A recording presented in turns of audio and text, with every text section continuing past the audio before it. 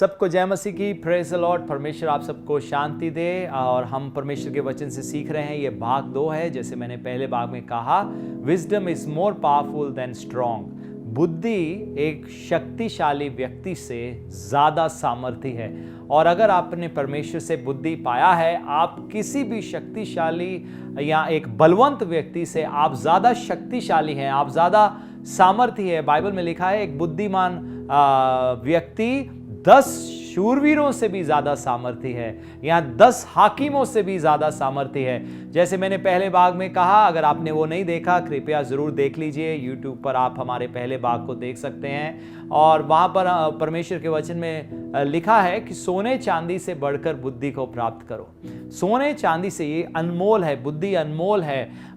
नीति वचन में हम पढ़ते हैं, लिखा है बुद्धि सड़कों पे पुकारती है। तो परमेश्वर आज मनुष्य को कह रहे हैं, अगर किसी को बुद्धि चाहिए, मेरे से ले लो, मेरे से बुद्धि को प्राप्त करो, ताकि तुम अपने जीवन में सफल हो सको, बिना फिसले जिंदगी को जी सको, और बिना गिरे हुए, बिना गुनाह में गए, बिना पाप में गए। आज हम देखते हैं बहुत सारे लोग अपने जीवन में गलत फैसले लेने के कारण वो जूझना शुरू हो जाते हैं। कई बार उनकी जिंदगी में प्रार्थना की कमी नहीं होती। बहुत सारे विश्वासी लोग हैं, बहुत प्रार्थना करने वाले लोग हैं, लेकिन हम देखते हैं क्योंकि वो बुद्धि में नहीं चले, परमेश्वर से दी हुई बुद्धि में ना चलने के कारण लोग अपनी जिंदगी में कई गलत फैसले ले लेते हैं, जिस कारण से कई बार जूझना पड़ता है।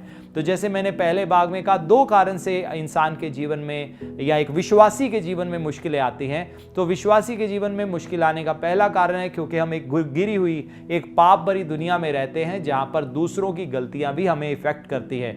और दूसरा यह है, कई बार हम अपनी जिंदगी में गलत फैसले लेने के कारण हम मुश्किलों में पड़ जाते हैं। इसलिए हम बुद्धि के बारे में जान रहे हैं। और पहले भाग में मैंने आपको बुद्धि के महत्व के बारे में बताया, और दूसरे भाग में मैंने आपको, जैसे पहले भाग में कहा था कि मैं बताऊंगा बुद्धि को कैसे प्राप्त किया जा सकता है। तो आए हम इसी बात पर गौर करेंगे। 7 पॉइंट्स मैं आपको दूंगा। अगर आपके पास नोटपैड है या आप लिख सकते हैं, कहीं भी लिख लीजिए, इससे आपको बहुत फायदा होगा। तो जो पहला तरीका है जिसके द्वारा हम परमेश्वर से बुद्धि प्राप्त कर सकते हैं, वो है परमेश्वर का भय मानने से। नीति वचन 9वां अध्याय 10वीं आयत में, जैसे आप स्क्रीन पर देख रहे हैं, ऐसा लिखा है, प्रोवर्ब्स चैप्टर 9 वर्स 10, यहोवा का भय मानना बुद्धि का आरंभ है, और परम पवित्र ईश्वर को जानना ही समझ है। यहोवा का भय मानना, the fear of the Lord is beginning of wisdom. Jehovah का भय मानना बुद्धि का आरंभ है। यानी कि एक व्यक्ति जब परमेश्वर का भय मानना शुरू कर देता, मैं यहां पर वो वाले भय की बात नहीं कर रहा जो लोगों ने कई बार अपनी गाड़ियों के पीछे लिखवाया होता है, ट्रक के पीछे लिखवाया होता है, रब को लो डर बंदे, सिर्फ लिखा ही है लेकिन उस पर अमल नहीं किया जा रहा। तो बहुत सारे लोगों के घरों में भी हम देखते हैं इश्तिहार लगे होते हैं कि वहां लिखा होता है परमेश्वर का भय मानो, परमेश्वर से डरो, लेकिन हम देखते हैं कि फिर भी ये सब कुछ लिखा हुआ है, दीवारों पे लिख रखा है, लेकिन उनके जीवन में परमेश्वर का भय देखने को नहीं मिलता। हम बाइबल में यूसुफ के बारे में पढ़ते हैं। वो सच में एक बुद्धिमान व्यक्ति था क्योंकि वो परमेश्वर का भय मानता था। बाइबल में पढ़ते हैं, जब उसके मालिक की पत्नी उसके साथ शारीरिक संबंध बनाना चाहती थी, यूसुफ जो परमेश्वर का भय मानता था, उसने उसके साथ शारीरिक संबंध बनाने से इनकार कर दिया क्योंकि उसके अंदर परमेश्वर का भय था। सोच कर देखो, अगर उस दिन यूसुफ व्यभिचार में गिर जाता तो क्या कभी वो मिस्र देश में इतना पावरफुल व्यक्ति बन पाता? क्या वो अधिकारी बन पाता? क्या वो लीडर बन पाता? बहुत सारे लोग परमेश्वर के भय में ना चलने के कारण परमेश्वर की बहुत सारी ब्लेसिंग्स और जो खूबसूरत भविष्य परमेश्वर ने उनके लिए सजाया हुआ है, तैयार किया हुआ है, उसको अपनी जिंदगी में गवा बैठते हैं क्योंकि वो परमेश्वर के भय में नहीं चलते। देखिए, परमेश्वर के भय में चलना और परमेश्वर से प्रेम करने में फर्क है। मुझे याद है, एक बार बहुत साल पहले प्रभु के एक दास, परमेश्वर ने इनको बहुत इस्तेमाल किया, वो गुनाह में गिर गए। बाइबल में ऐसे बहुत सारे लोग हैं जो परमेश्वर के साथ चलते थे, गुनाह में गिर गए।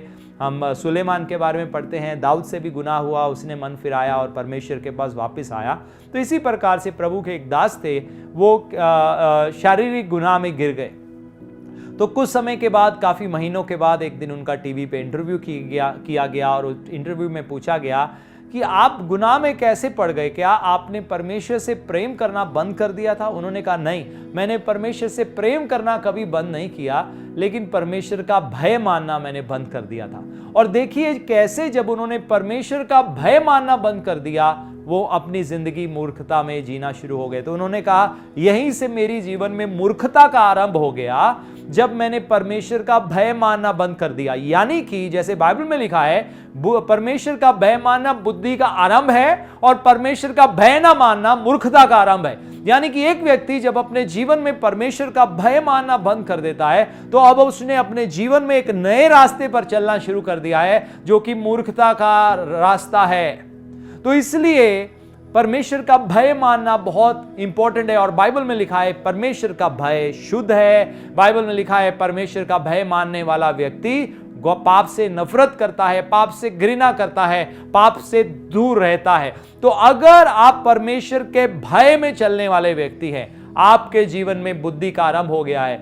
आज हम देखते हैं बहुत सारे लोग बड़ी बड़ी डिग्रियां लेते हैं, डॉक्टर्स बन जाते हैं, व्यापारी बन जाते हैं, कारोबारी बन जाते हैं, बहुत पैसा धन दौलत कमा लेते हैं, दुनिया में उनका नाम होना शुरू हो जाता है। लेकिन परमेश्वर की नजरों में वो मूर्ख है, क्योंकि अगर उन्होंने परमेश्वर का भय मानना शुरू नहीं किया, क्योंकि वो व्यक्ति नहीं जानता कि वो एक ऐसे रास्ते पर चल रहा है जो चौड़ा रास्ता है, और एक दिन क्या होगा, उसका धन दौलत शोहरत, उसकी डिग्रीज, उसके सर्टिफिकेट्स, उसकी शील्ड्स, उसके इनाम, उसके मेडल सब यहीं रह जाएंगे, और वो हमेशा के लिए उसका आत्मा, उसका प्राण नष्ट हो जाएगा नरक की उस धधकती हुई आग में, जो परमेश्वर ने शैतान और उसके दूतों के लिए बनाई है, मनुष्य के लिए नहीं बनाई। लेकिन वो व्यक्ति जो परमेश्वर के भय में चलता है, वो बुद्धिमान व्यक्ति है। उसके जीवन में बुद्धि का शुरुआत हो जाता है। तो पहली बात, कैसे आप परमेश्वर की बुद्धि में चल सकते हैं या परमेश्वर की बुद्धि में बढ़ सकते हैं, क्योंकि पहला स्टेप, सबसे पहला स्टेप यही है, बाकी स्टेप्स इससे पहले नहीं। पहला कदम क्या है? प्रभु का भय मानना।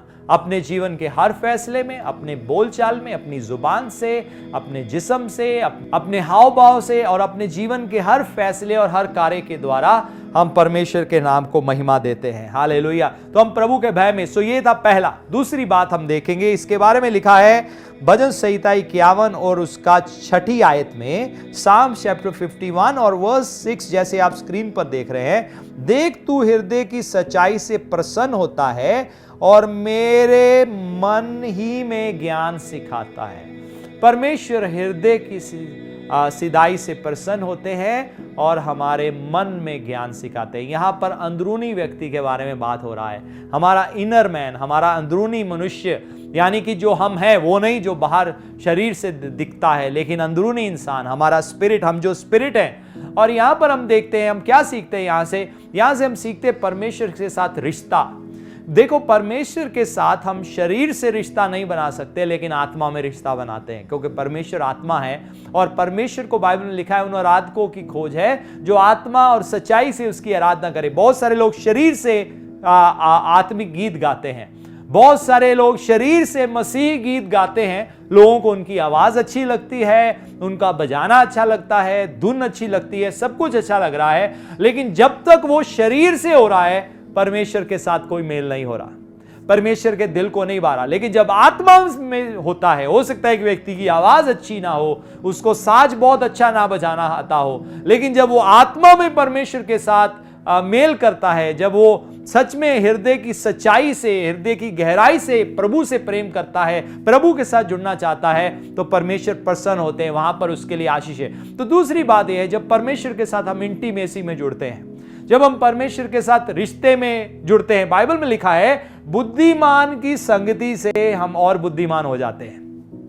तो परमेश्वर के साथ हमारा संगति बहुत महत्वपूर्ण है। मेरा सवाल आपसे ये है, आप किसके साथ संगति करते हो? बाइबल में पढ़ते हैं हम ऐसे लोगों के बारे में जिन्होंने गलत लोगों के साथ संगति करती है। अम्नोन जो दाऊद का बेटा था, उसका एक गलत मित्र था जिसने उसको गलत राय दिया और उसने अपनी बहन के साथ बलात्कार कर दिया और बाद में एब्सलोम के हाथ से मारा गया। तो बहुत महत्वपूर्ण है, आपकी संगति किन लोगों के साथ है? बुद्धिमान लोगों के साथ संगति करो। वो लोग जो आपको परमेश्वर का वचन बताएं, परमेश्वर की बातों से सिखाएं, वो लोग जो आपको डांट सके। बहुत सारे लोग डांट सहने के लिए तैयार नहीं होते। बाइबल में पढ़ते हैं, जैसे आप स्क्रीन पर इस समय देख रहे हैं, नीति वचन उसका 27वां अध्याय और उसकी 6ठी आयत, प्रोवर्ब्स चैप्टर 27 और वर्स 6, यहां लिखा है, जो घाव मित्र के हाथ से लगे वह विश्वास योग्य है, परंतु बैरी अधिक चुंबन करता है। यानी कि जो आपका सच्चा मित्र है, जो बुद्धि प्राप्त किया हुआ व्यक्ति है, हो सकता है आपको डांटे, हो सकता है आपको कोई बात कहे जो आपको पसंद ना आए, आपका ईगो हिल जाए, आप कहे ये बात मुझे इसने बोल क्यों दिया। लेकिन आपका सच्चा मित्र वो तभी है जब आपको गलत चीज के लिए वो डांटे और समझाए और उसके अंदर किसी भी बात का डर ना हो कि कहीं ये ना हो मेरी दोस्ती चली जाए। बहुत सारे लोग कई बार सही बात इसलिए नहीं बताते क्योंकि उनको दोस्ती गंवाने का डर है। आप किसी के मित्र नहीं हो सकते अगर आप उसको सही बात नहीं सिखाते। हो सकता है आपका मित्र आपसे कुछ समय के लिए दूर हो जाए क्योंकि आपने उसको सही बात सिखाया, लेकिन आपको सच्ची मित्रता जाहिर करनी है सही बात सिखाकर। एमनोन ने अपनी जिंदगी में सही मित्र नहीं रखा था। इतना ही नहीं, बाइबल में हम पढ़ते हैं सुलेमान का बेटा रहबोआम, उसके मित्र अच्छे नहीं थे, उसके सलाहकार अच्छे नहीं थे, इसीलिए उसने अपने राज्य के 11 हिस्सों को गवा डाला। बहुत महत्वपूर्ण है आपकी संगति। तो हमारी संगति सबसे अहम किसके साथ होनी चाहिए?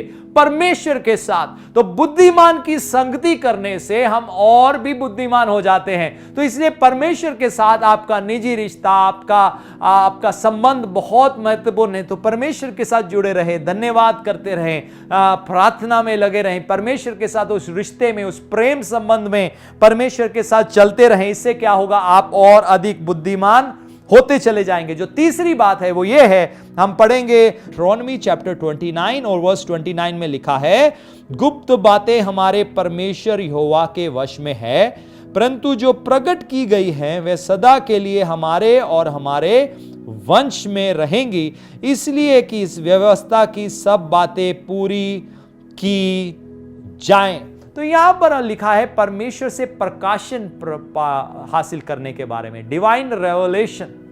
प्रकाशन हासिल करने से भी हम बुद्धिमान होते हैं। देखो बाइबल में परमेश्वर के वचन के लिए 2 शब्द इस्तेमाल किए जाते हैं यूनानी भाषा में। पहला है लोगोस और दूसरा है रेमा। लोगोस यानी कि लिखा हुआ, रेमा यानी कि प्रकाशित। जब वो वचन हमारी जिंदगी में खुलना शुरू हो जाता है, जब हमें उसका प्रकाशन मिलना शुरू हो जाता है। बहुत सारे लोग जब बाइबल पढ़ते हैं लोगोस में पढ़ते हैं, रेमा में नहीं पढ़ते। जैसे फॉर एग्जांपल बाइबल में लिखा है, अगर तेरी आंख तेरे से पाप करवाए तो उस आंख को निकाल दे। तो क्या अब बहुत सारे लोग हैं वो कहते हैं देखो लिखा है तो आप इसको एज इट इज क्यों नहीं लेते? देखो बेशक हम परमेश्वर के वचन को एज इट इज ही लेते हैं, लेकिन हमें समझना होगा परमेश्वर उस वचन के द्वारा हमें क्या सिखाना चाहते हैं। तो इसका मतलब यह नहीं कि अगर आपसे गुनाह हो गया आप अपना आंख निकाल लो या अपना हाथ काट लो या अपनी टांग काट लो। यहां पर परमेश्वर बात कर रहे हैं उन चीजों को अपनी जिंदगी से हटाने के लिए जो हमें गुनाह में लेकर जाती है। तो परमेश्वर के वचन का प्रकाशन हमारे जीवन में होना बहुत ही महत्वपूर्ण है। सो इसीलिए पौलुस की यह प्रार्थना थी कि परमेश्वर तुम्हारी आत्मिक आंखों को ज्योतिर्मय करे, परमेश्वर तुम्हारी आत्मिक आंखों को खोले, ताकि मसीह में जो हमारी आशा है, जो होप है, जो हमारी कॉलिंग की आशा है, कॉलिंग का होप है, परमेश्वर ने कैसे हमारे लिए बहुत अच्छी अच्छी ब्लेसिंग्स रखी हुई हैं, स्वर्ग में नहीं इस पृथ्वी पर भी, हम उसको जान सके। बिना प्रकाशन के हम परमेश्वर से कुछ भी हासिल नहीं कर सकते। लोगोस हमें मालूम है, लेकिन इसको प्रकाशित होना जरूरी है। जब लोगोस प्रकाशित हो जाता है, जब परमेश्वर का वचन हमारे सामने खुल जाता है, तो हम प्रभु की ब्लेसिंग को अपनी जिंदगी में देख पाते हैं। तो इसी प्रकार से परमेश्वर के प्रकाशन में प्रभु को जानकर, जैसे बाइबल में हम पढ़ते हैं, एक बार की घटना है, इजरायली लोगों ने परमेश्वर के चिन्ह और चमत्कारों को देखा। परमेश्वर उनको मिस्र देश से निकाल कर लाए, रोज उनके लिए स्वर्ग से मन्ना गिरता था, पत्थर में से पानी निकल आता था, लेकिन इन लोगों के अंदर परमेश्वर का भय नहीं था। तो एक दिन परमेश्वर ने मूसा से कहा, इन लोगों को पहाड़ के पास लेकर आना, वहां पर मैं इनसे बात करूंगा, लेकिन कोई भी पहाड़ को छूना नहीं चाहिए। तो जब तीसरे दिन ये आए, इन्होंने परमेश्वर की आवाज को सुना और ये डर गए। अब क्या हुआ? इनको परमेश्वर का प्रकाशन मिला, यानी कि मालूम था परमेश्वर बहुत बड़े हैं, बहुत महान हैं, लेकिन अब इन्होंने परमेश्वर की आवाज को सुन लिया। आज इंसान कहता तो है परमेश्वर बहुत बड़ा है, बहुत महान है, लेकिन जिंदगी ऐसे जीता है जैसे उसकी नजरों में परमेश्वर छोटा सा ही है। तो जब परमेश्वर का ज्ञान मिल जाता है, जब हमें प्रकाशन मिल जाता है, तो हमारे जिंदगी में जीने और चलने और आगे बढ़ने का तौर तरीके भी हमारी जिंदगी में बदल जाते हैं। तो तीसरा बात है प्रकाशन होने से, परमेश्वर के ज्ञान का प्रकाशन होने से, परमेश्वर को जानने से, परमेश्वर की नॉलेज से हम और ज्यादा बुद्धि में बढ़ना शुरू हो जाते हैं। तो आए हम चौथे पॉइंट की ओर जाएं, और चौथा पॉइंट लिखा है सबोपदेशक की किताब उस 2 अध्याय और उसकी 26वीं आयत में, जो मनुष्य परमेश्वर की दृष्टि में अच्छा है उसको वह बुद्धि और ज्ञान और आनंद देता है। मैं इंग्लिश में भी पढ़ूंगा, for to the one who pleases him God has given wisdom knowledge and joy. तो वो जो उसको प्रसन्न करता है, इंग्लिश बाइबल में लिखा है, और हिंदी में जैसे आप इस समय स्क्रीन पर देख रहे हैं, हिंदी में लिखा है जो मनुष्य परमेश्वर की दृष्टि में अच्छा है या भाता है या परमेश्वर को प्रसन्न करता है। परमेश्वर क्या करते हैं? 3 बातें यहां पर लिखी हैं। कौन सी 3 बातें? परमेश्वर क्या करते हैं? उसको बुद्धि, ज्ञान और आनंद देते हैं। तो कैसे हम परमेश्वर से बुद्धि को प्राप्त कर सकते हैं? परमेश्वर की आज्ञा में चल के, परमेश्वर पर विश्वास करके। जब हम प्रभु पर विश्वास करते हैं, हम प्रभु की आज्ञाओं पर चलेंगे। तो जब हम परमेश्वर पर विश्वास करते हैं, परमेश्वर की आज्ञाओं को मानते हैं, इससे भी बुद्धि हमारे जीवन में बढ़ जाती है। God adds unto his wisdom, परमेश्वर अपनी बुद्धि को हमारी जिंदगी के ऊपर और बढ़ाना शुरू हो जाते हैं। तो अगर आप परमेश्वर से बुद्धि को प्राप्त करना चाहते हैं, आज से लेकर परमेश्वर पर विश्वास करना शुरू हो जाएं, आज से लेकर परमेश्वर की आज्ञाओं को मानना शुरू हो जाएं, जो परमेश्वर करने के लिए बोलते हैं वो करें, तो आप देखोगे उसका रिजल्ट आपको अपनी जिंदगी में देखने को मिलेगा, और कैसे आपके फैसले सही होने शुरू हो जाएंगे। क्योंकि अब आप पवित्र आत्मा को बुझा नहीं रहे। जब हम परमेश्वर की आज्ञाकारिता में नहीं चलते, हम पवित्र आत्मा को बुझाते हैं। इंग्लिश बाइबल में लिखा है do not quench Holi spirit. ये पवित्र आत्मा को बुझाना क्या है? हम पवित्र आत्मा को सीज कर देते हैं हमारे जीवन में काम करने से। हम परमेश्वर की आत्मा को रोक देते हैं अनाज्ञाकारिता में चलने से, क्योंकि एक तो हम प्रार्थना करवाते हैं और प्रार्थना करते हैं, अब उसके बाद हमारे लिए महत्वपूर्ण है हम वो करें जो परमेश्वर हमें करने को कहते हैं। मुझे याद आती है वो घटना जब प्रभु यीशु मसीह लाजर की कब्र पर आए थे, जिसको मरे हुए 4 दिन हो गए। प्रभु यीशु मसीह ने लोगों से कहा पत्थर को हटाओ। प्रभु ने पत्थर को नहीं उठाया।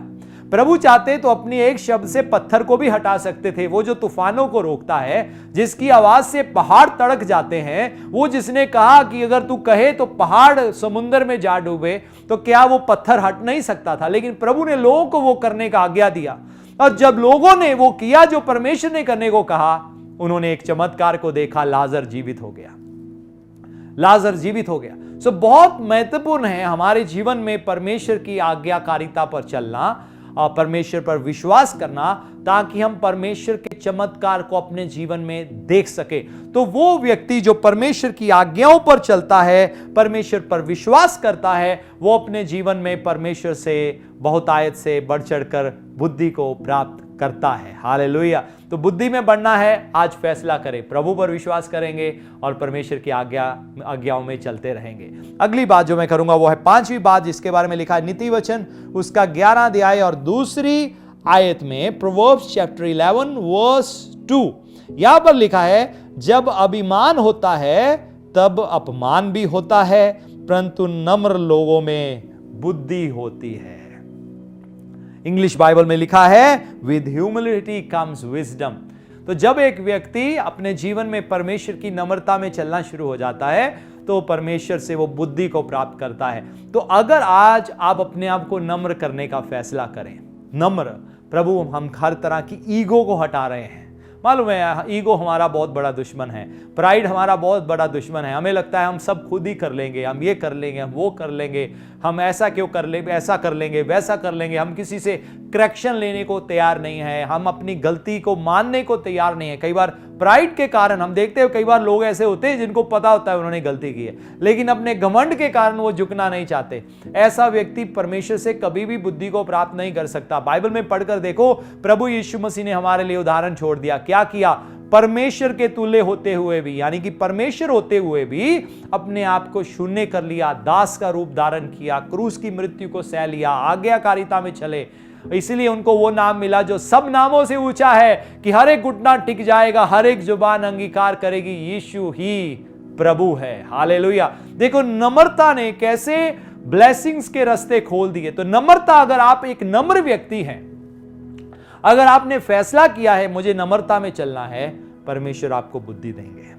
आप परमेश्वर से बुद्धि को हासिल करेंगे और आप अपने जिंदगी में सफल हो जाएंगे, कामयाब हो जाएंगे, जो कुछ भी आप करना चाहें, क्योंकि आपने परमेश्वर की दी हुई बुद्धि को अपने जीवन में प्राप्त किया है। इसी पॉइंट में हम एक और बात देखेंगे, पहला पतरस 5वां अध्याय 5वीं आयत। हे नौजवानों या नवयुवकों, तुम भी प्राचीनों के अधीन रहो, वरन तुम सब के सब एक दूसरे की सेवा के लिए दीनता से कमर बांधे रहो, क्योंकि परमेश्वर अभिमानियों का सामना करता है परंतु दीनों पर अनुग्रह करता है। तो परमेश्वर अभिमानी का सामना करते हैं, दीनों पर अनुग्रह करते हैं। यहां पर सबमिशन की बात की गई है, माता पिता के आगे सबमिशन की बात की गई है, ऑफिस के बॉस के सामने सबमिशन की बात की गई है, कलीसिया के अगुओं के सामने सबमिशन की बात की गई है। तो जब आप ये सबमिशन में चलेंगे, बहुत सारे लोग सबमिशन में नहीं चलना चाहते, बहुत सारे लोग अपनी इच्छा के मुताबिक चलना चाहते हैं, तो क्या होगा? ये अभिमान को दर्शाता है। कोई भी अथॉरिटी है, बाइबल में लिखा है, परमेश्वर की ओर से है। तो अगर परमेश्वर ने आपके ऊपर पासवान ठहराए हैं या स्पिरिचुअल लीडरशिप ठहराई है या पेरेंट्स ठहराए हैं, परमेश्वर चाहते हैं हम उनके सबमिशन में चलें। इससे क्या होगा? आप पर अनुग्रह होगा परमेश्वर का। अभिमानियों को परमेश्वर से क्या क्या करते हैं? दूर करते हैं। अगर आप अभिमान में चलेंगे, अगर आप अथॉरिटी की रिस्पेक्ट नहीं करते, आप अपनी चलाना चाहते हो, इसका मतलब है आपके अंदर अभिमान है, और अभिमान होने से आप परमेश्वर के अनुग्रह में नहीं बढ़ पाओगे। अगर एक व्यक्ति परमेश्वर के अनुग्रह में बढ़ना चाहता है, उसके लिए बहुत महत्वपूर्ण है कि परमेश्वर के दिए हुए अधिकार के आगे सबमिट करे। और जब आप ऐसा करेंगे, परमेश्वर आपको अनुग्रह कर देंगे, और यह अनुग्रह क्या करेगा? आपके जीवन में परमेश्वर की बुद्धि को ऐड ऑन करेगा। आप बुद्धिमान हो जाएंगे, आप पर अनुग्रह का आत्मा उतर आएगा जो आपको बुद्धि देगा, ताकि आप उस बुद्धिमानी के अनुसार चल सके, जिसमें जब सुलेमान जब तक चला वो जिंदगी में बहुत सफल होता रहा, जिसमें दानियल चला वो सफल हुआ, जिसमें यूसुफ चला वो सफल हुआ, जिसमें अब्राहम चला वो सफल हुआ। परमेश्वर का भय मानने वाले चले और उन्होंने अपनी जिंदगी की दौड़ को पूरा किया और कहा, मैंने विश्वास की रखवाली की है, मैंने अच्छी कुश्ती लड़ी है, मैंने दौड़ को पूरा किया है, भविष्य में मेरे लिए इनाम रखा हुआ है। ये सब इसलिए हुआ क्योंकि इन लोगों ने परमेश्वर से बुद्धि को प्राप्त किया। तो अगर आप अपने आप को नम्र करेंगे, आपको परमेश्वर बुद्धि देंगे। अगली बात में जाएंगे, छठी बात, और यहां पर लिखा है अय्यूब की किताब 32वां अध्याय और 8वीं आयत। परंतु मनुष्य में आत्मा तो है ही, और सर्वशक्तिमान अपनी दी हुई सांस से उन्हें समझने की शक्ति देता है। अपनी दी हुई सांस यानी कि होली स्पिरिट, यानी कि परमेश्वर का आत्मा जो हमने पाया है वो बुद्धि का आत्मा है, और वो परमेश्वर का आत्मा हमारी अगुवाई करता है। परमेश्वर का आत्मा पाने से हमने बुद्धि को प्राप्त किया है, और अब क्या है? हम परमेश्वर के आत्मा की अगुवाई में चल सकते हैं, अपने आप को सबमिट करके, और वो सब बातें मानकर, परमेश्वर का भय मानकर, सबमिशन में चल के, आज्ञाकारिता में चल के, फेथ में चल के, जो भी हमने सीखा है, तो क्या है? हम परमेश्वर का आत्मा हमारी अगुवाई करना शुरू कर देता है, और हम बुद्धि के मार्ग पर चलना शुरू हो जाते हैं। बाइबल में लिखा है हमारे पास यीशु का मन है, मसीह यीशु का मन है। We have the mind of Christ. जब हम पवित्र आत्मा पा लिया है, अब हमारे अंदर किसका माइंड है? मसीह का माइंड है। अब हम उस माइंड के मुताबिक चलना है, अर्थली माइंड के मुताबिक नहीं चलना, संसारिक बुद्धि के मुताबिक नहीं चलना, स्वर्गीय बुद्धि के मुताबिक चलना है। आमीन। तो पवित्र आत्मा पा लिया है, आपने बुद्धि को प्राप्त किया है। अब उस बुद्धि के अनुसार चलना है। परमेश्वर के आत्मा को कहना है, प्रभु आप मेरी अगुवाई करो, जो भी मैं बोलूं, जो भी मैं करूं, जो भी मैं फैसले लूंगा, पिता होने दो वो आपकी ओर से हो, ताकि आपका जलाल, आपका नूर, आपकी महिमा मेरी जिंदगी के द्वारा जाहिर हो सके। बिल्कुल वैसे जैसे दाऊद के जीवन से जाहिर हुआ, बिल्कुल वैसे जैसे सुलेमान के जीवन से जाहिर हुआ, वैसे ही प्रभु होने दो मेरी जिंदगी के द्वारा भी जाहिर हो जाए। हालेलुया। आखिरी बात देखेंगे, 7वीं बात, इसके बारे में लिखा है याकूब पहला अध्याय 5वीं आयत, जेम्स चैप्टर 1 वर्स 5। यहां पर क्या लिखा है? यदि तुम में से किसी को बुद्धि की गति हो, यदि तुम में से किसी को बुद्धि की गति हो तो परमेश्वर से मांगे, जो बिना उलाहना दिए सबको उदारता से देता है, और उसको दी जाएगी। तो अगर किसी में बुद्धि की गति हो, जेम्स चैप्टर 1 वर्स 5, याकूब की पत्री पहला अध्याय 5वीं आयत, यदि किसी में बुद्धि की गति हो परमेश्वर से मांगे। तो कैसे हम परमेश्वर की बुद्धि में बढ़ सकते हैं, कैसे प्राप्त कर सकते हैं? मांगने से, प्रेयर करने से। प्रभु मुझे बुद्धि दो, मुझे समझ दो, बिल्कुल वैसे जैसे सुलेमान ने कहा, परमेश्वर मुझे बुद्धि दो ताकि मैं आपकी इस प्रजा की अगुवाई कर सकूं। आज मेरी प्रार्थना है, परमेश्वर मुझे बुद्धि दे, मुझे और बुद्धि में बढ़ाए। मेरी प्रार्थना आप लोगों के लिए है, आप परमेश्वर की दी हुई बुद्धि में और बढ़ना शुरू हो जाओ कि पर आज से आप परमेश्वर को पुकारो। बाइबल में जैसे लिखा है, सोने चांदी से बढ़कर बुद्धि को प्राप्त करो, बाकी सब तुम्हें मिल जाएगा। तो इसलिए आए हम प्रार्थना करें, और मैं आप लोगों के लिए भी प्रार्थना करना चाहता हूं कि पिता परमेश्वर होने दो, प्रभु अपने लोगों को बुद्धि दो। क्या आप मेरे साथ प्रार्थना में जुड़ सकते हो इस समय? क्या आप आमीन लिख सकते हो? कमेंट बॉक्स में अगर लिखना चाहते हो आप लिख सकते हो कि परमेश्वर, इसका मतलब है आप सहमत हो रहे हो, आप कह रहे हो हाँ परमेश्वर मुझे बुद्धि दो, मुझे समझ दो, ताकि अपनी जिंदगी में मैं इस बुद्धि के अनुसार चलूं, आपके वचनों के अनुसार चलूं, आपकी आज्ञाओं के अनुसार चलूं, आपके भय में चलूं, आपके आत्मा की अगुवाई में चलूं, अधीनता में चलूं, सबमिशन में चलूं, और वो सब जो आपने कहा उसके मुताबिक चलते हुए मैं अपनी जिंदगी में सही फैसले लेते हुए बुद्धिमानी में जिंदगी में आगे बढ़ सकूं। पिता मैं प्रार्थना करता हूं आपके लोगों के लिए, होने दे, आप इनको आशीष दें, इनको ब्लेस करें, इनको इस समय स्पर्श करें, इनकी जिंदगियों को छुए, होने दे आपका जलाल इन जिंदगी के द्वारा जाहिर होने पाए। परमेश्वर आपकी बुद्धि इन लोगों की जिंदगियों के द्वारा देखने को मिले, बिल्कुल वैसे जैसे यूसुफ को गिरा दिया गया, बेच दिया गया, गुलाम बना दिया गया, इल्जाम लगा दिया गया,